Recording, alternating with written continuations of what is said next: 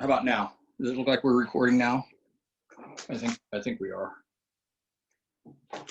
Yes. All right. So, good God, we have 8 Pop-Tarts. Okay. So first the lining. So you open up your Twinkies. And I've just got a small baking dish here. Now you could put, if you really want to make this even more healthy, you put like real butter. Not that, I can't believe it's not fake butter, or maybe Crisco, or you could even use fat back or lard or something, but you know, something really filling, just to make this kind of gloppy. My wife wouldn't let me use the fat back, so here's how we make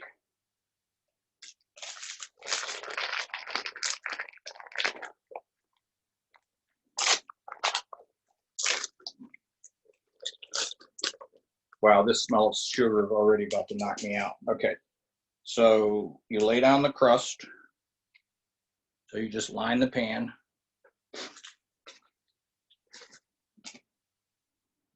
And I mean, there's stuff on there too, so I mean, it's not going to hurt to go ahead and put that in there. Jules, you can't have any of this if you go into insulin shop. So open up the second pair, and you can see that delicious cream filling. So continuing to line the pan, it looks kind of like corn dogs now. Seriously, Jules. Oh, hang on.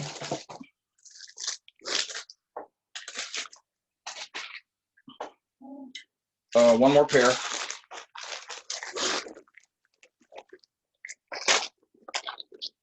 So I used to have a cookbook. Oh, he's licking the Pop-Tarts now.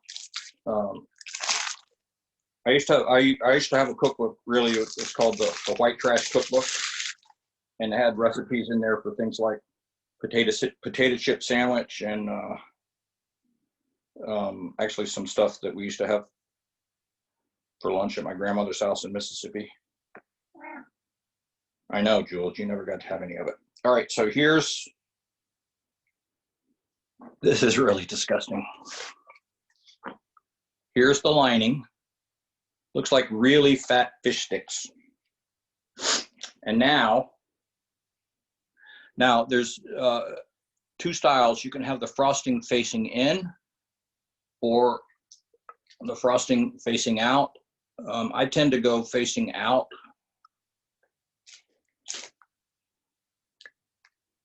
So what I'm doing here is just using the spongy property of the Twinkies to be able to wedge this in here.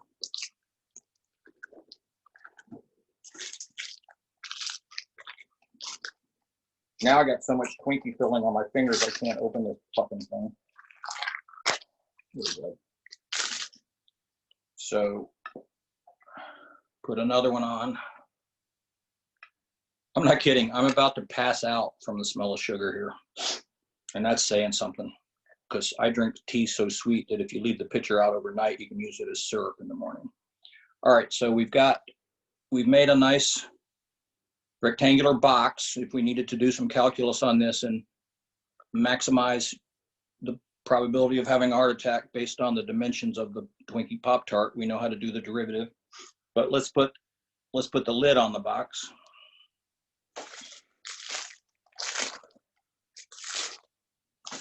So, any questions so far? I know it's been kind of complicated up to now, but we've got the what's that called when you buy pie shell?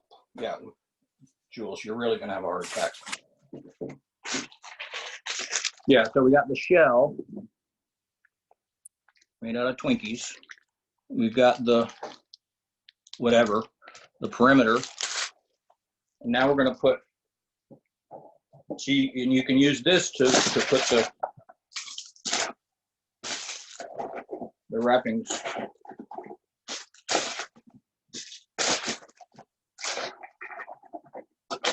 All right. So now you can do like this, kind of lean these in so that we're gonna prop it on top.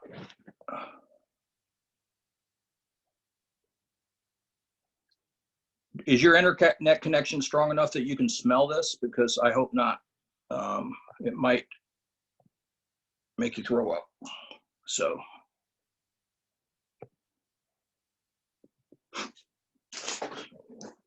we actually only had to use 6 of the Pop-Tarts, but here's, I'm gonna turn the camera around.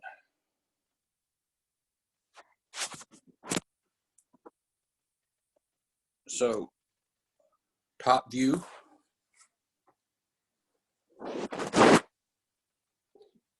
side view,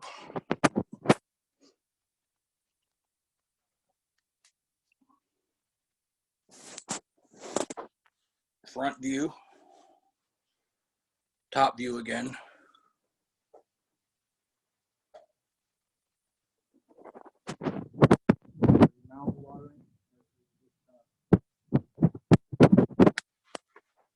In ecstasy here with this. If I went to Hell's Kitchen, this would be, yes, this would be on the dessert tray. This is a nice view because you can see past the, oh, that looks kind of, I don't know, it just looks so bad. And here's Jules looking for crumbs. How was it? Was it good? Not good? Kind of good? You good? Okay.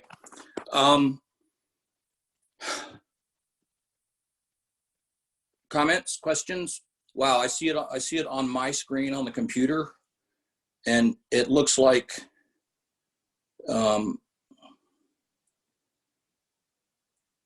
the storage unit at the UNC Hospital's cardiac clinic.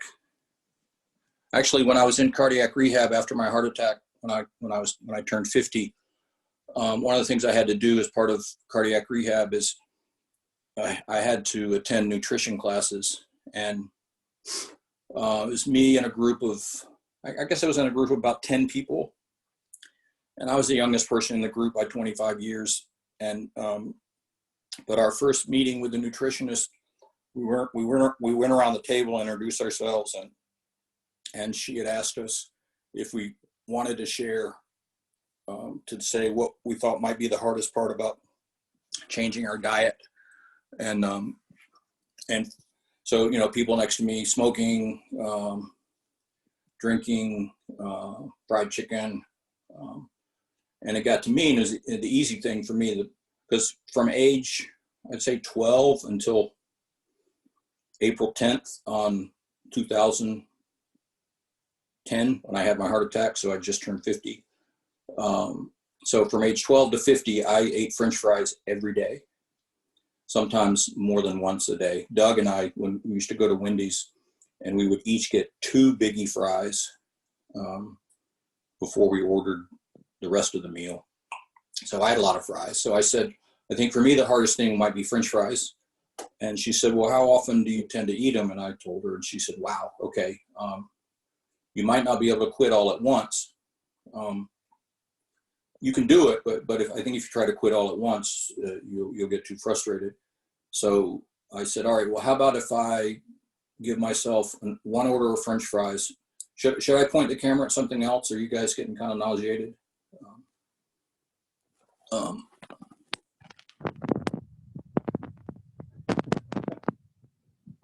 Here's one of my favorite photographs.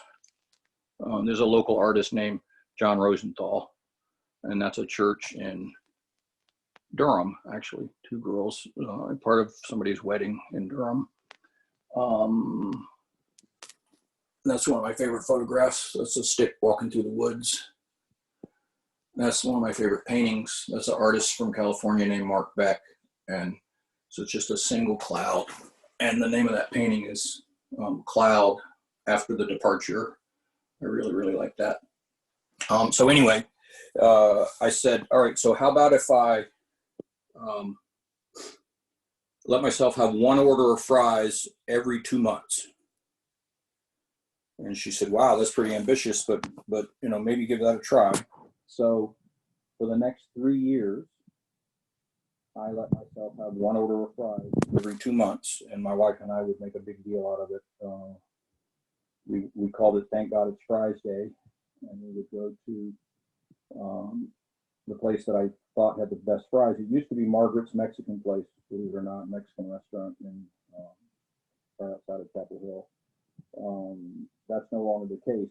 If I have a heart attack tomorrow, and then have to limit my fry intake, it is the Al's Burger Shack because they have the best fries in the world. So anyway, I went 3 years, one order of fries every 2 months.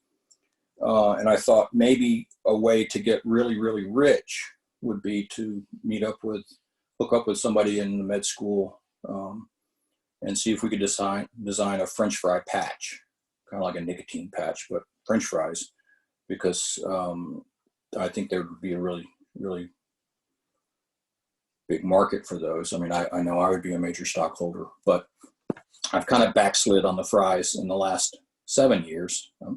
I'm nowhere near what me and Doug used to do, but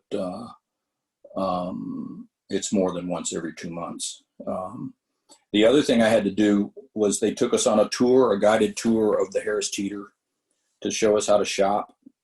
And you guys probably already know this, but we got there and the nutritionist walked us around the perimeter of the store. She said, you never want to go into the middle part of the store because that's where all the processed food is. But if you walk around the perimeter, it's dairy and vegetables and meat, or I guess the butcher counter, and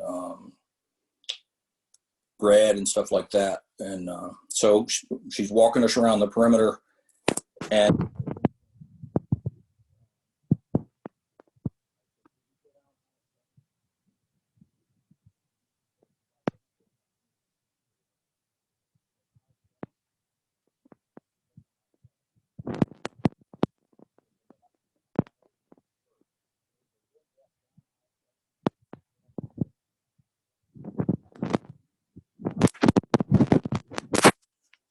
am I still blocking the mic? Can you hear me now?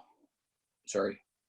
Yes. So I said, can we go down aisle 7? And she said, we're not going down any of the inside aisles. But I said, well, that's the aisle to go to, I promise. And she said, we can walk down aisle 7, but we're not going to linger. We're definitely not going to put anything in the cart. And I said, okay, that's all right. I just want to walk down the aisle. So she takes us all down the aisle. And she said, now what would you buy? So can you still not hear me? Sandeep, can you hear me now? Yes. Ruthie, you can hear me? Yes. Okay. If you can't hear me, I guess you didn't hear what I just said, but the transcript, I guess maybe you can hear the audio on the video when I post that. So, because you don't want to miss any of these exciting details. So we're on the aisle and she said, Mark, what would you buy on here? And I said, well, a lot of stuff, but the first thing I would buy is, I pointed, and it was a box of Zesta saltine crackers, because they had already told us about the horrors of salt, but that's another one of my favorite comfort foods. And so I said, I'd buy 2 boxes of these. And she said, okay, Mark, let's look at that for a minute. The name of this product is Salt Teens. So what do you think is a major ingredient in here?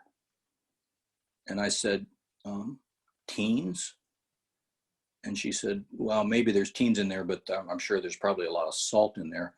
So we didn't get any saltines that day. She hurried us out of aisle 7, and we went back to the Heart Center there at Meadowmont, and we sat back down, and everybody made fun of me, but that's okay. And then the next thing she did was she passed around a plate, which represents the healthy serving size for an entire meal. So this plate was supposed to be big enough to accommodate the recommended serving size of whatever you're eating. And I felt like she had made a mistake because it seemed like she was passing around coasters. I mean, they were kind of small. I said, this is the plate? And she said, yeah, this is the plate. I mean, if you put too much food on your plate, that's bad. Even if it's good food, if you put too much bad food on your plate, that's really bad. But yes, this is the recommended size that will hold the recommended portions of the recommended types of food you should eat. And I go, okay, well, I'll give that a shot. Maybe 6 French fries will fit on this plate.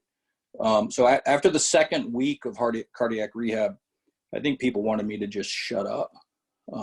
But the other thing we would have to do in the mornings, I'd get there at 7 and we'd have to do the exercise part first. So it's me and, I don't know, a couple guys in their early 70s, a few women in their mid 70s. There was a woman in there, 82 years old, and we're doing exercises. We're having to dance, do this, whatever, warm up. I can't dance.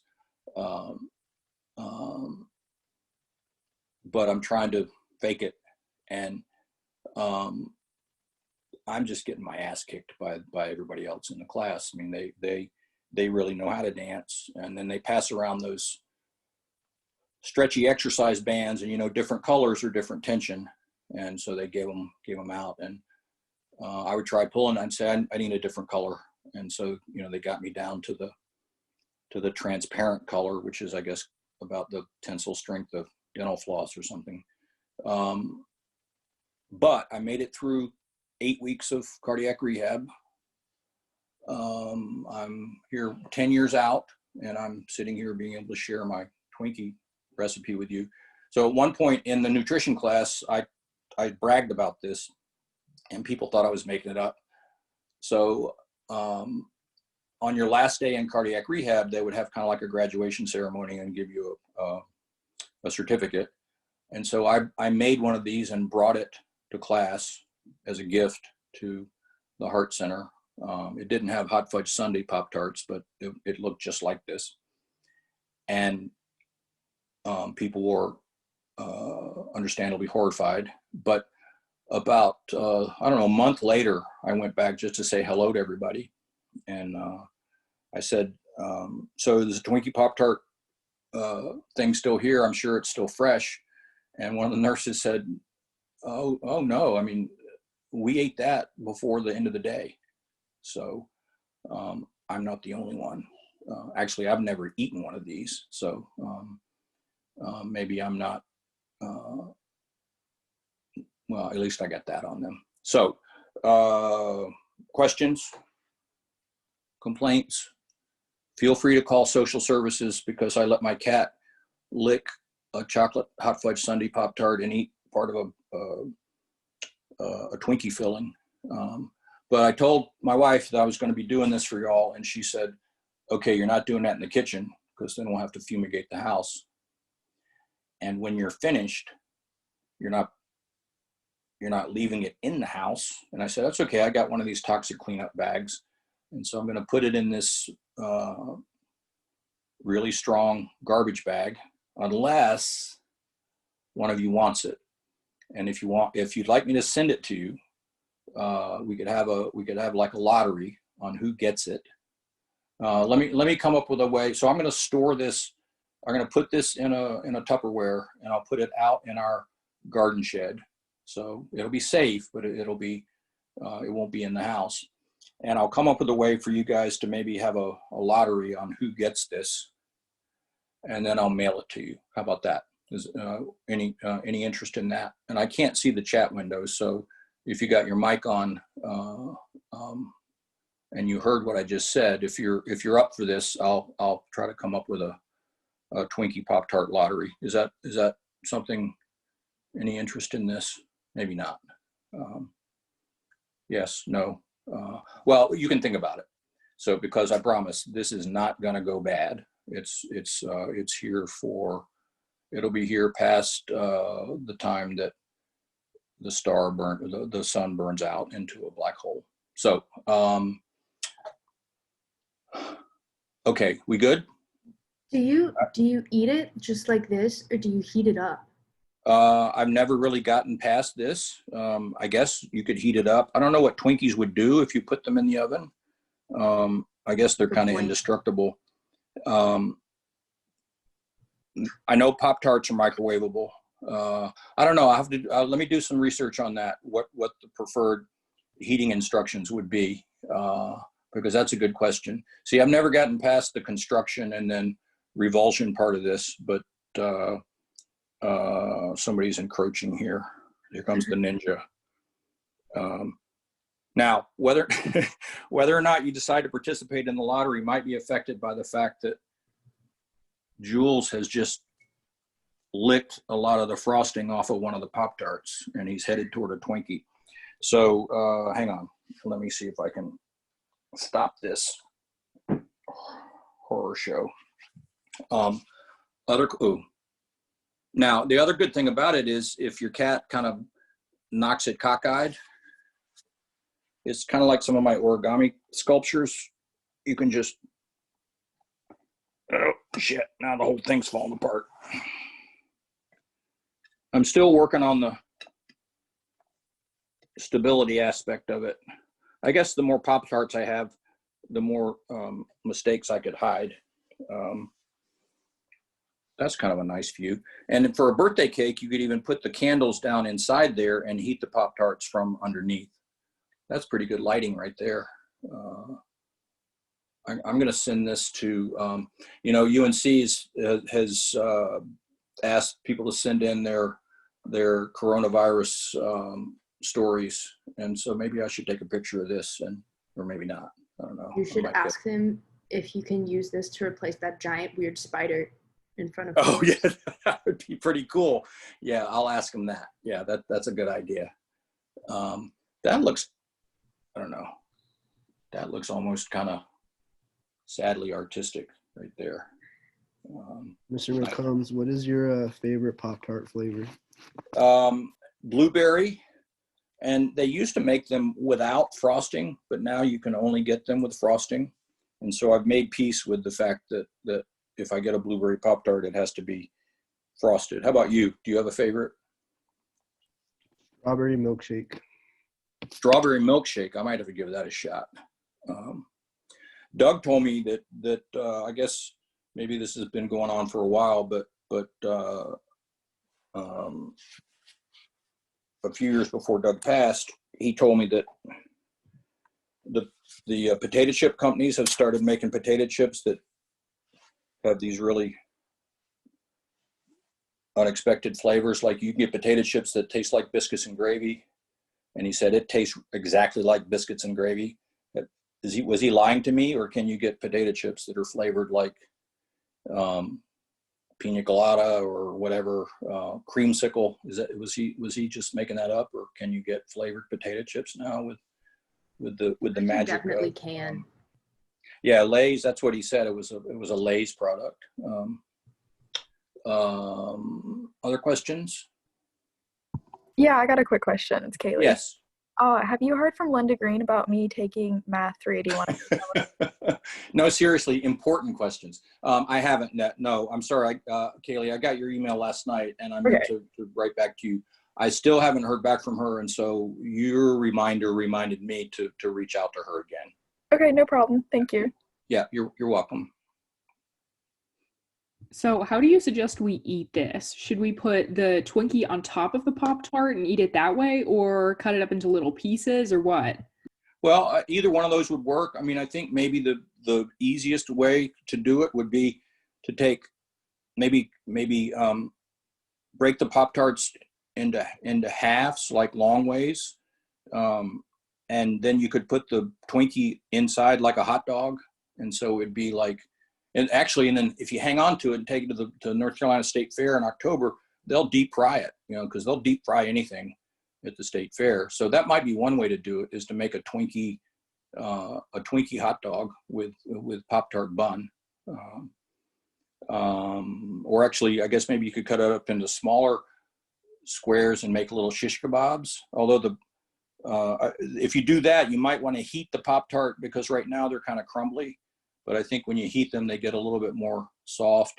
You don't have to worry about the Twinkies being soft. I mean, you can use these as padded insoles in your shoe if you need some more arch support, I think. Other questions? Okay, so thanks for participating in this, whatever this was. And I will send you a description of the lottery, and we'll see if that actually works. Now, I have one more thing I'd like to share with you before we try to do some math. And this is completely unexpected that I have a chance to share this with you. So let me switch over to the computer here. So please be ready for a major IT meltdown as I try to do this. So how do I leave the meeting on my iPad? Oh man,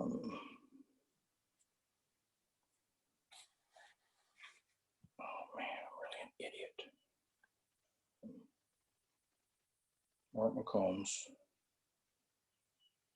Cancel. Hang on, so I'll put this over here.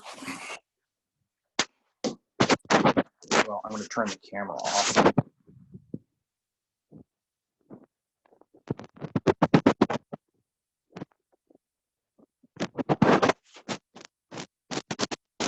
But I'm still shooting. Can you still see this on your screen? Looking out my window? Yes? No? I'm